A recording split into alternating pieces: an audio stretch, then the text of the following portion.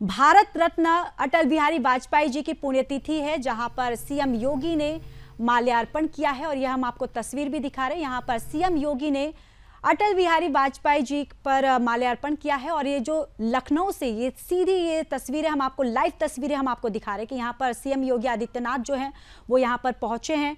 और यहाँ अटल बिहारी वाजपेयी जी की जो 6ठी पुण्यतिथि है, यहाँ पर वो माल्यार्पण उनको पुष्प वर्षा करते हुए यहाँ नजर आ रहे हैं। और साथ ही साथ आपको ये भी बताते चले कि यहाँ पर डिप्टी सीएम जो है वो भी यहाँ पर मौजूद है। तो ये लाइव तस्वीरें सीधे हम आपको दिखा रहे हैं।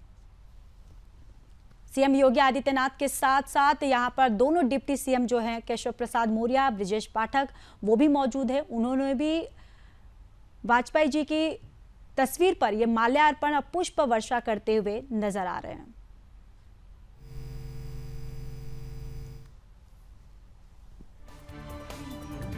तो ये लाइव तस्वीरें हम आपको दिखा रहे हैं कि आज 6वीं पुण्यतिथि है अटल बिहारी वाजपेयी जी की। इससे पहले भी हमने आपको तस्वीरें दिखाई जहां पीएम नरेंद्र मोदी और उपराष्ट्रपति और राष्ट्रपति जो हैं राजनाथ सिंह जो हैं वो तमाम जो नेता वहां पर मौजूद थे और पहुंचे वहां पर और अटल बिहारी वाजपेयी जी को पुष्प वर्षा किया, वहां पर उन्होंने श्रद्धांजलि दी। और अब ये जो तस्वीर हम आपको दिखा रहे हैं ये सीधे लखनऊ की तस्वीर हम आपको दिखा रहे हैं कि यहाँ पर भी। तो चलिए अब खबरों में आगे बढ़ते हैं, बात कर लेते हैं इसरो की, जहां इसरो का ईओएस और 8 जो सैटेलाइट जो है वो लॉन्च हुआ है, जहां आंध्र प्रदेश के श्रीहरिकोटा से ये लॉन्चिंग हुई है।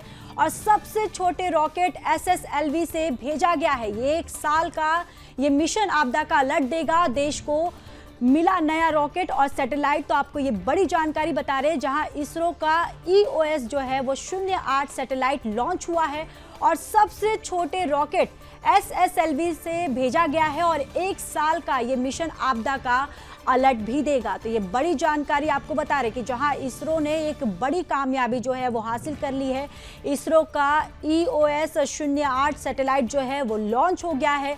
और ये जो सैटेलाइट है ये आंध्र प्रदेश के श्रीहरिकोटा से लॉन्चिंग हुई है और सबसे छोटे रॉकेट SSLV से इसे भेजा गया है, जहां 1 साल का ये मिशन आपदा का अलर्ट देगा और देश को एक नए रॉकेट और सैटेलाइट मिल गया है। तो आपको बताते चले कि इसरो का ईओएस 08 जो सैटेलाइट है ये लॉन्च हो चुका है। अब ये जो सैटेलाइट है 1 साल का ये मिशन आपदा का अलर्ट देगा।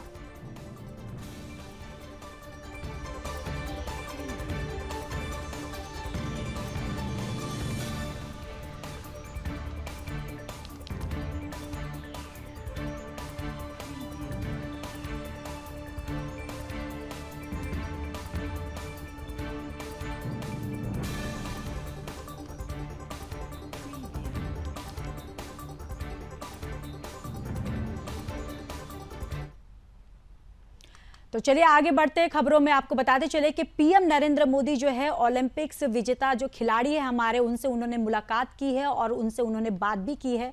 तो जिस तरीके से आपको बताते चले कि विनेश ने फाइनल में पहुंचकर इतिहास रच दिया है, ये भी पीएम नरेंद्र मोदी के द्वारा यहाँ इस मुलाकात के दौरान ये बातें कही गई है। उन्होंने कहा है, मनु के मेडल पर भी उन्होंने बधाई दी है और मनु ने टोक्यो की निराशा से वापसी की है। और आपको ये भी जानकारी देते चले कि लक्ष्य के मैच ने पूरे देश का जो जोश है वो बढ़ा दिया है। तो यहाँ ये तस्वीरों में आप देखिए कि यहाँ पीएम नरेंद्र मोदी जो है हमारे ओलंपिक्स खिलाड़ियों से मुलाकात कर रहे हैं, उनसे बातचीत कर रहे हैं और खिलाड़ियों को उन्होंने बधाई भी दी है। और साथ ही साथ खेलों में भारत का भविष्य उज्जवल हो, ये भी पीएम नरेंद्र मोदी ने ये बातें कही हैं। साथ ही साथ हम यही नहीं रुकेंगे, ये भी पीएम नरेंद्र मोदी जो है उन्होंने कहा है। और खेल बजट को लगातार बढ़ा रहे हैं। तो ये तमाम बातें पीएम नरेंद्र मोदी के द्वारा कही गई है। उन्होंने खेलो इंडिया को और तवज्जो देंगे, ये भी पीएम नरेंद्र मोदी जो है ये मुलाकात के दौरान इन्होंने बातें कही। उन्होंने कहा कि खिलाड़ियों की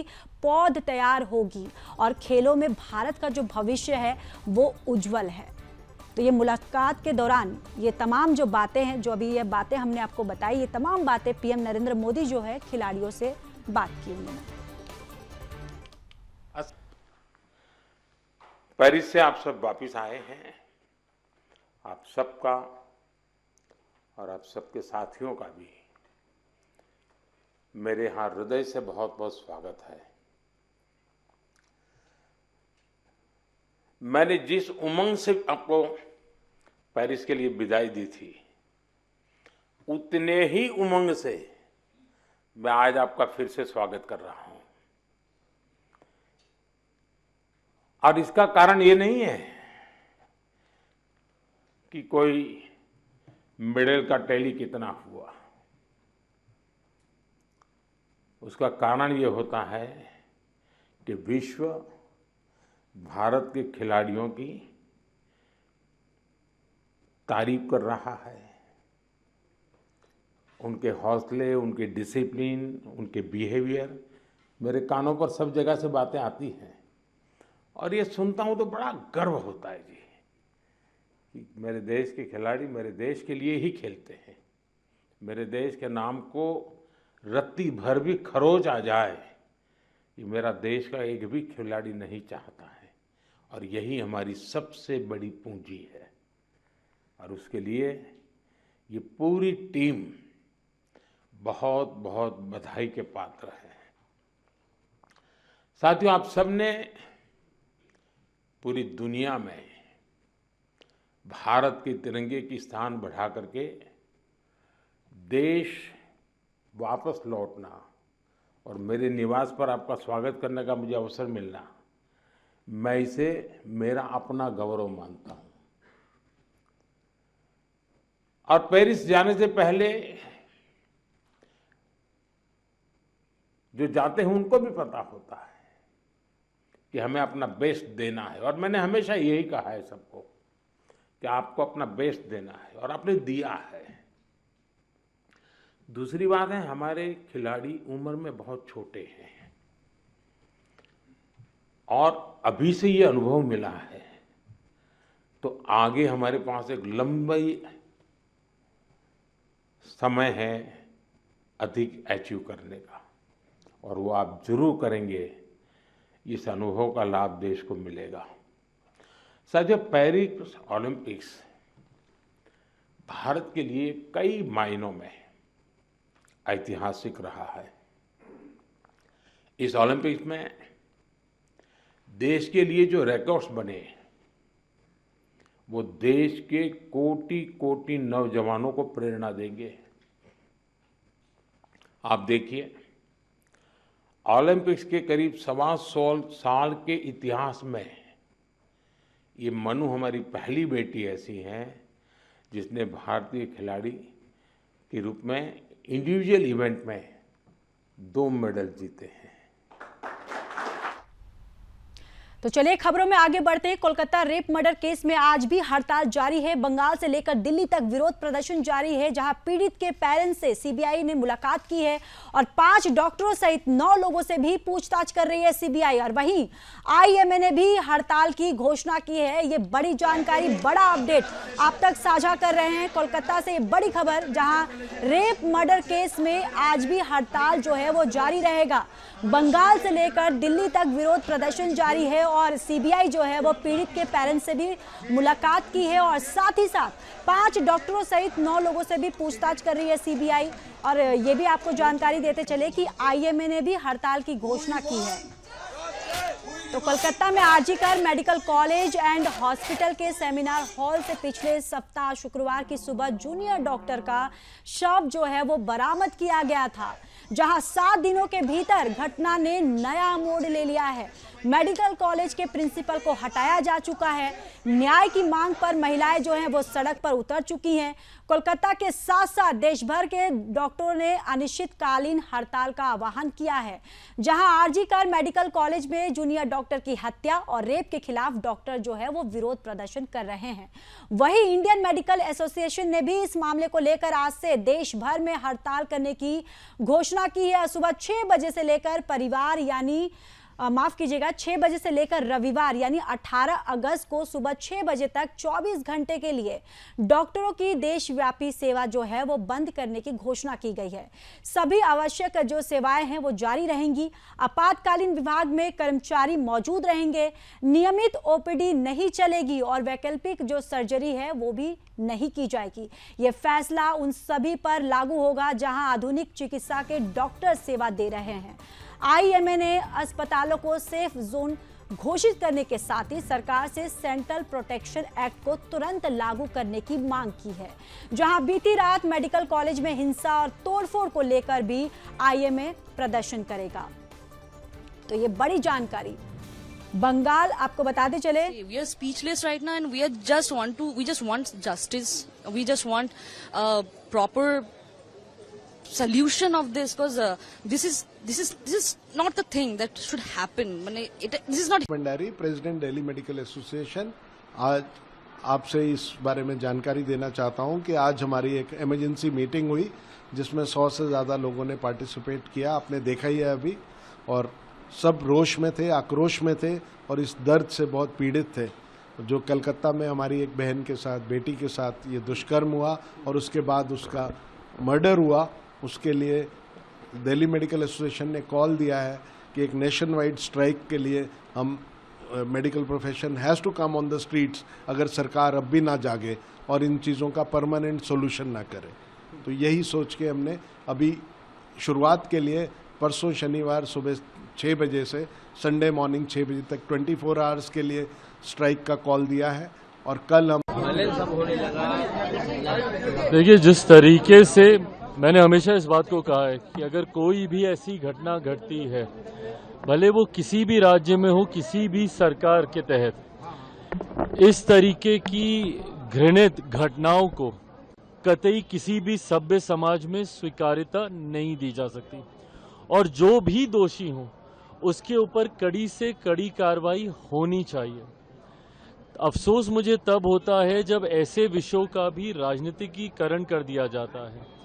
जिस तरीके से बंगाल में हिंसा चरम सीमा पर है, एक तो ऐसी शर्मनाक निंदनीय घटना वहां पर घटी, उसके बाद जिस तरीके से वहां पर आज की तारीख में एक आगजनी जैसा माहौल बनाया जा रहा है, और मुझे नहीं पता कि इसके पीछे कौन है।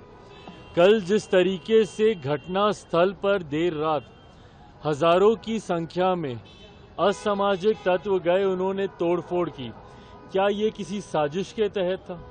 किसी एविडेंस को मिटाने के लिए था? किसी को बचाने के लिए था? किसी को फंसाने के लिए था?